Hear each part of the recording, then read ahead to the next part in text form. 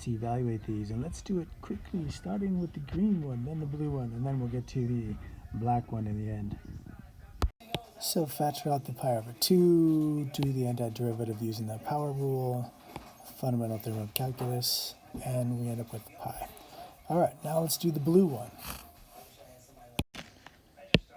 So again, we factor out that pi over 2, we do the antiderivative, fundamental theorem of calculus, and we get 2 pi.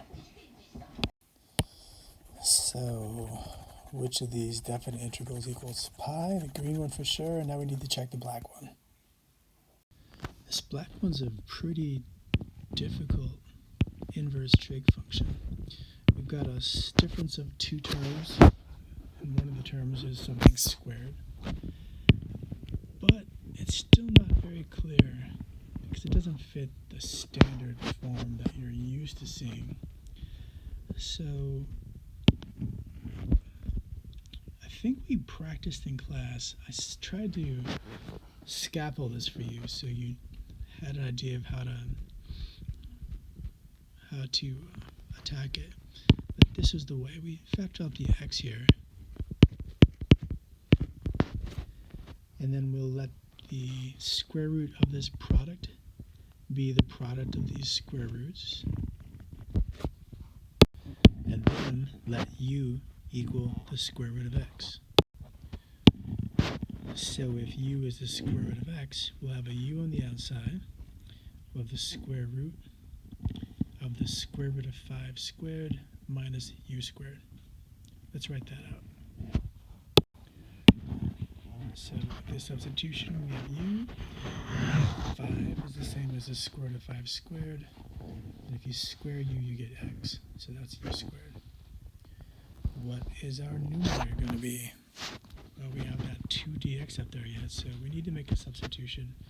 And how are we going to do that? Well, we need to take a derivative. So in our u substitution, we'll take the derivative with respect to x and see what happens. Here we go.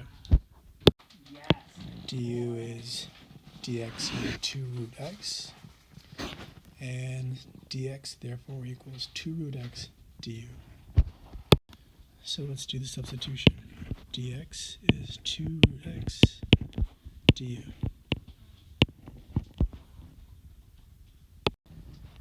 Of course, the square root of x is equal to u. And that will cancel out with the u in the denominator. We can take the factor of 4 and write it out front. So we have 4 times the indefinite integral du over root 5 squared minus u squared. And now we have the standard form for the formula of this antiderivative, which is equal to an arc sine. So the 4 factor remains, and we have the inverse sine of u over a, and u is the square root of x, and a is the square root of 5.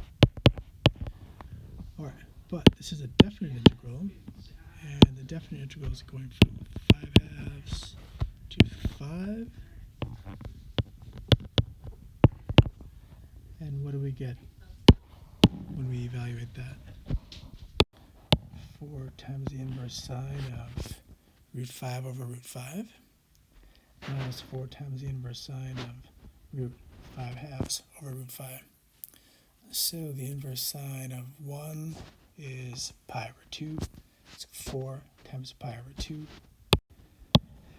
which is 2 pi. And then let's see. This radical expression, the quotient of 2 square roots, is the square root of the quotient. So the quotient 5 halves divided by 5 is a half. So we have the square root of a half.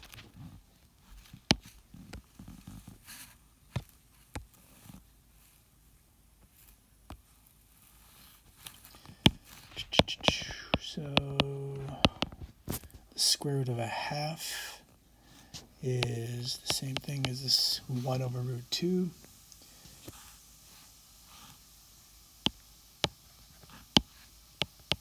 Which is the same thing as root 2 over 2.